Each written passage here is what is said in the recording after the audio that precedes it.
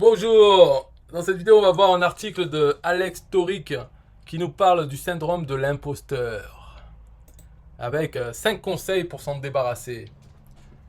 Alors, je vais juste commenter son article. Finalement, il nous dit un peu ce que c'est le syndrome de l'imposteur. C'est, comme on peut voir, définition. Il dit, c'est un truc dans la tête psychique. C'est quelqu'un qui doute de ses compétences et donc il n'ose pas dire ouais moi je suis bon dans ça, en fait de se vendre lui-même, parce qu'il se dit non en fait je suis nul, ou alors j'y arrive mais c'est parce que j'ai... Voilà, des choses comme ça. Bon, c'est des gens, ils ont des problèmes, hein. Et qui est concerné? Alors moi j'ai vu des gens, je sais pas si c'est syndrome de l'imposteur, mais ils ont tous les syndromes. Parce que ces gens, c'est soi-disant des perfectionnistes. Alors un perfectionniste, on se dit ouais c'est des gens, ils veulent faire à la perfection. Mais en fait non, la vérité c'est pas ça, c'est des gens, ils font rien parce que ils se disent oui ça sera pas assez bien. Donc je fais rien. C'est ça la vérité. Les perfectionnistes, mon cul, hein, c'est pas des gens qui sont pas satisfaits de ce qu'ils font, c'est qu'ils font rien parce que ils se disent voyez non mais moi si je vais faire un e-book, ça sera un super e-book de 300 pages, il va être comme ça, il va être ceci, cela. Au final, ils ont rien fait, même pas la première page. Voilà, parce qu'ils se disent non, même la première page, chaque mot, finalement il se passe rien. Voilà les perfectionnistes dont que j'ai parlé. Il y a plein de malades, de toute façon. Chacun a ses névroses. Il y en a d'autres, c'est ils se forment. Alors ils achètent des formations, ouais c'est super cela. Alors ils connaissent toutes les formations, les gens, les formateurs, et à les entendre en fait, ils parlent, on dirait qu'ils savent plein de choses, mais ils font rien. Tout ce qu'ils font, c'est acheter la nouvelle formation. Quand ils veulent faire de l'affiliation, ils le font comme ça, avec leur lien affilié, en faisant la affiliation de formations qu'ils ont suivies, en disant je l'ai suivie, elle est bien celle-là. Mais c'est pas ça qu'il faut faire dans l'affiliation. C'est pas, on s'en fout de toi. D'ailleurs, c'est un peu mon conseil que j'aurais, parce que là, on va lire l'article. Alex Torix, pourquoi il a fait cet article? C'est simplement pour avoir des visiteurs qui vont chercher le syndrome de l'imposteur, qui vont tomber sur l'article, et lui, il essaye de capturer les emails des gens. Il y a une pop-up qui s'ouvre, là, je l'ai fermée. Voilà, donc c'est pas non plus, on s'en fout en fait de ceux qui ont ces problèmes. Tant mieux qu'il y ait des gens qui ont des problèmes qui font rien ou qui se trouvent qu'ils sont pas assez bons, ça fait moins de concurrence. Donc voilà, si on a le syndrome de l'imposteur, voilà ce qui peut nous arriver. Un burn-out, une dépression, d'avoir rien fait.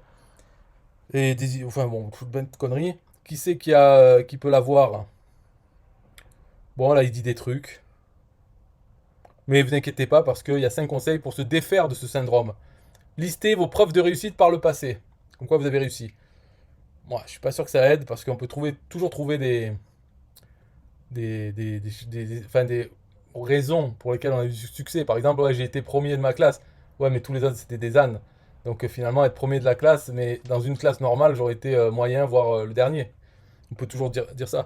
Donc il est donc utile d'apprendre à nuancer les pensées négatives qui vous amènent à vous rabaisser constamment. Alors moi, je dirais pas de nuancer, il faut les bloquer.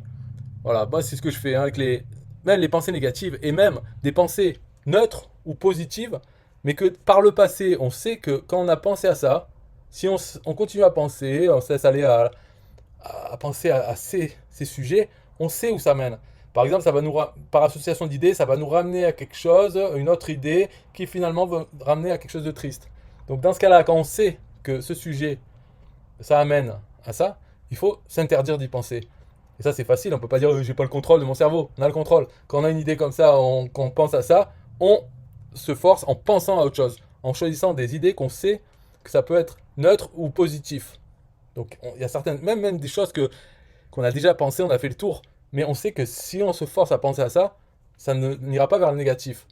Et, euh, et en fait, pourquoi faire ça? C'est parce que consciemment, en se forçant à penser à quelque chose qu'on sait qu'il n'y a pas de souci, ça va pas aller vers le négatif, notre cerveau, il n'est pas multitâche. Il ne peut pas continuer à penser à l'idée négative ou neutre ou même positive, mais qu'on sait on ne veut pas entretenir. Donc celle-là, dès qu'elle arrive, on se force consciemment à penser à quelque chose. Ça peut être par exemple notre travail ou un projet qu'on a. On pense, on rajoute des idées, voilà, on se force à penser à ça activement. Et en moins d'une minute, l'autre idée, notre cerveau il n'y pense plus. Et puis on peut s'arrêter de penser à l'idée qu'on a imposée au cerveau, et puis retourner à la normale. Mais on n'entretient pas ces idées négatives. C'est pas les nuancer, c'est carrément les bloquer. Alors, l'autre conseil, c'est appuyez-vous sur le regard que les autres posent sur vous. Bon, ça, je sais pas si c'est un bon conseil non plus, parce que personnellement, je trouve que l'opinion que des gens, on s'en bat les couilles. Et on va pas commencer à s'intéresser à l'opinion des gens quand ils ont une opinion positive et à les ignorer quand ils ont une opinion négative. Le mieux, c'est de dire, bon, chacun pense ce qu'il veut, de toute façon, peu importe. En plus, les gens, ils peuvent changer d'avis. Donc, un coup, une personne a une bonne opinion de nous, et après, elle va en avoir une mauvaise. Donc, dans ce cas-là, qu'est-ce qu'on fait? On la prend plus en compte parce qu'elle est mauvaise, et quand elle est bonne, on en prend en compte. Si ça peut vous aider, vous pouvez faire ça. Mais le mieux, c'est de s'en foutre de l'opinion des autres. Voilà, parce que de toute façon, chacun son opinion, et puis chaque personne, ce qu'elle pense, ça vaut rien. C'est pas des modèles pour nous. Donc, si elles pensent du bien de nous ou qu'elles pensent du mal, ça veut pas dire qu'elles ont raison ou tort. On sait pas et on s'en fout. Donc, les opinions des autres, on s'en fout. C'est plutôt ça comme conseil que je donnerais. Mais lui, il dit appuyez-vous sur le regard que les autres posent sur vous, sous-entendu quand ils ont une bonne opinion de vous. Hein. Parce que, oui, il précise pas là-dedans. Donc, enfin, il dit écouter davantage les autres pourra vous aider à combattre vos doutes. Mais pas sûr. Parce que si on commence à écouter les autres qui nous disent qu'on est nul, eh ben, ça va pas aider. Donc le mieux, c'est les autres. Chacun a son opinion, ils ont le droit d'avoir tort, on s'en fout. Voilà. Cessez de réclamer la perfection. Ben, ça, c'est sûr. De toute façon, si la personne, elle était parfaite, ou même moi, je me dis, si j'étais parfait, je serais milliardaire déjà. Donc, c'est clair, je suis pas parfait. Voilà.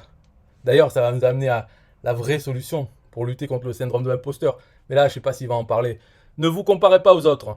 Ben, ouais, ça c'est pareil, oui. Les autres, ils font leur vie, on sait pas, et on s'en fout. Donc, faut pas se comparer. Ou alors, en plus, si c'est pour se comparer à ceux, l'exception, c'est-à-dire les bons, parce qu'il y a des bons dans tous les domaines, mais c'est pas des choses à prendre en exemple, parce que de toute façon, si on avait ce qu'ils ont, des fois, c'est la motivation, c'est une force de travail, c'est des choses comme ça. Même si on suit leur formation, non, il n'y a pas besoin de suivre leur formation. C'est pas parce qu'ils nous disent oui, moi le matin, je me lève à 3 heures, je fais des pompes, je mange. Et alors, lui, il n'a pas fait une formation pour en arriver à là, quoi. C'est dans lui. Et ils sont très rares, ces gens, en fait, ceux qui ont du succès. Et donc, ça sert à rien de se comparer à eux. Après, si on se compare aux nuls, ça peut aider. En effet, contre le syndrome de l'imposteur, il suffit de penser à tous les mongolitos qui peuplent cette planète. Il y a des gens qui sont très très cons, ils sont bêtes. Donc, on peut se comparer à eux, dire au moins, je suis pas aussi nul qu'eux. Ça peut aider. Et il y en a plein. Donc, ça peut aider, mais c'est pas la peine non plus de comparer tout le temps parce que voilà quoi, peu importe, de toute façon on n'est ni le meilleur ni le pire. C'est pas ça le problème, hein. C'est le syndrome de l'imposteur, c'est un autre problème. C'est pas ce qu'on est, c'est on croit qu'on devrait être mieux pour pouvoir parler. Mais on a le droit de parler. Sinon il y aurait personne qui parlerait sur internet s'il fallait être Einstein pour donner son avis. Et ça revient aussi à l'autre truc, l'opinion des gens. Les gens ils donnent leur opinion, mais c'est des ânes la plupart. Donc pourquoi nous on ne pourrait pas donner notre opinion ou pouvoir dire on va vous apprendre, déjà on peut apprendre à plus de la moitié de la planète qui connaissent rien. Donc on peut leur apprendre plein de choses. Cinquièmement, sortez de votre silence. Parlez à des proches. Non. Enfin, bon. Allez voir un psy, ouais, d'accord. Avancez à votre rythme et acceptez de vous donner le droit à l'erreur. Ben c'est sûr, hein. Donc là, après il enchaîne, il plug son autre article sur le syndrome de l'objet brillant. Ça, c'est les gens qui achètent toujours des formations ou des choses, des boutons magiques. Bon, bref, donc voilà, c'était l'article de Alex Toric. Moi, mon conseil contre le syndrome de l'imposteur, c'est déjà, c'est pas la peine de l'avoir, ce syndrome d'imposteur. C'est-à-dire de croire qu'on est un imposteur. Et, et donc de ne pas oser. Parce qu'il faut être clair. Vous êtes un imposteur. Je suis un imposteur. D'accord. Tout le monde, c'est des imposteurs. Quand on voit les gens, par exemple, on les voit jamais faire caca. Alors que tout le monde fait caca. Alors, dans les films, par exemple, on voit les gens, tout le film, ils font jamais caca ou pipi, ou c'est rare quoi, qu'on voit ces scènes. Donc, c'est pour dire que pour les autres choses aussi. Par exemple, moi, je peux dire, je connais la programmation. Ah ben oui, mais je vais pas dire qu'en fait, je suis une bite en programmation. Comparé à plein d'autres, à ceux qui en font leur travail, qui font des jeux vidéo et tout ça, je suis une bite. Mais je connais la programmation.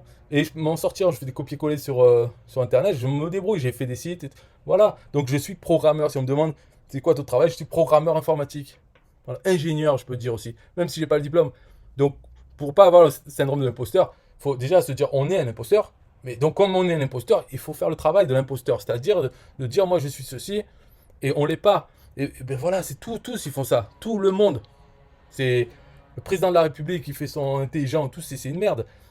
C'est gérontophile. Il est plein de, comment dire, il est attaché avec des conflits d'intérêts là. pour arriver là, il y a des gens qui l'ont rendu service, qui l'ont poussé, hop, qui l'ont permis d'arriver là. Maintenant, il leur doit des choses. Mais ça, il va pas le dire.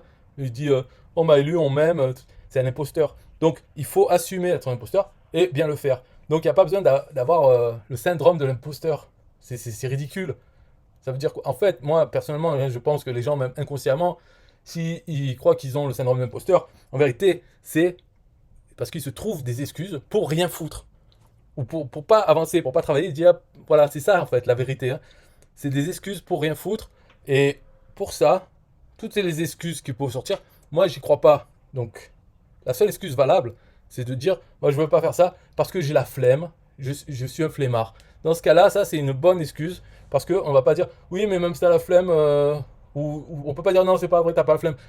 La flemme, ça, c'est une bonne excuse. Mais les autres choses, de dire, oh, je connais pas assez, ou j'ai peur de mal faire. Menteur. En fait, c'est pas ça. L'autre, l'e-book, il y en avait un qui dit, oh, moi, je veux faire un e-book de 300 pages. Il avait même pas commencé. Et là, d'ailleurs, on avait discuté comme ça. Je lui dis, c'est pas la peine. T'en fous, tu prends un e-book d'un américain, n'importe quoi, tu le traduis en français, voilà, des trois trucs, tu le mets en ligne. Et puis, une fois qu'il est en ligne, parce que pourquoi faire l'e-book? C'était pour faire un aimant à prospect, pour donner en cadeau en échange de l'adresse email. Moi, je dis, il y a plein de choses déjà de ça. Parce qu'il attendait de faire cet e-book pour pouvoir faire ensuite ses pages de capture, pour pouvoir donner l'e-book et tout ça. Premièrement, il n'y a même pas besoin de donner quelque chose pour faire une page de capture. Il n'y a pas besoin de créer un e-book à donner en cadeau. On peut dire, pour recevoir votre cadeau, mettez votre email. Et le cadeau, ça sera juste de recevoir un email. Ou ça peut être, on peut parler des bénéfices d'un produit. Si vous voulez ça, laissez votre email. Et hop, la page d'après, on la voit sur la page de vente du produit. Et après, si on veut vraiment faire un e-book, dans ce cas-là, il faut assumer que on utilise ça comme excuse pour rien foutre. Mais dans ce cas-là, si on veut absolument un e-book, on prend un e-book n'importe lequel, on le traduit vite fait, 5 pages, ça fait un e-book, et c'est ça qu'on donne. Mais une fois qu'il est en ligne, qu'on l'a mis sur Google Doc, tout ça, une fois que c'est envoyé aux gens, on peut se servir de la honte d'avoir un e-book de 5 pages tout pourri pour l'améliorer. Ok, mais pas attendre de faire le e-book parfait de 300 pages et ensuite on va le donner en cadeau sur une page de capture. Ah non, il vaut mieux faire une merde, la donner en cadeau de suite, ou pas de merde du tout, donner cadeau rien du tout en premier, et ensuite, avec si on a un peu de sentiment de honte qu'on voudrait mieux faire, dans ce cas-là, l'améliorer. Parce que sur Internet, on peut toujours améliorer, hop, on l'envoie, ça y est, c'est la nouvelle version de l'e-book. Donc il vaut mieux faire comme ça. Par exemple, s'il veut faire 10 chapitres, eh bien il marque les titres, et il laisse une page blanche à chaque titre, il envoie cet e-book, et une fois qu'il a la page de capture et tout ça, hop, il peut commencer à travailler sur remplir ces pages les pages blanches. Et il le fait, mais en attendant, il y a des gens qui téléchargent les versions de l'e-book pas terribles, qui peuvent lui donner honte et le motiver à terminer rapidement. C'est comme ça qu'il y en a qui disent il faut vendre, faire des pré-ventes, une formation. Donc on vend un peu moins cher en disant la formation je la sors dans 10 jours, vous pouvez l'acheter maintenant pour moins cher. Comme ça, quand il y a des ventes, ça nous motive à faire cette formation pour ne pas avoir à rembourser ceux qui ont déjà payé. On peut dire ne pas avoir à décevoir, mais en fait, surtout pas avoir à les rembourser. Et comme ça, on sait qu'on a déjà vendu ça si on l'a fini. Donc ça motive à finir. Voilà, bon après, on peut en discuter encore plus, mais syndrome de l'imposteur, il n'a même pas lieu d'être. Donc si vous croyez que vous avez ça, c'est pas vrai. C'est trouver des excuses pour rien foutre. Bye bye.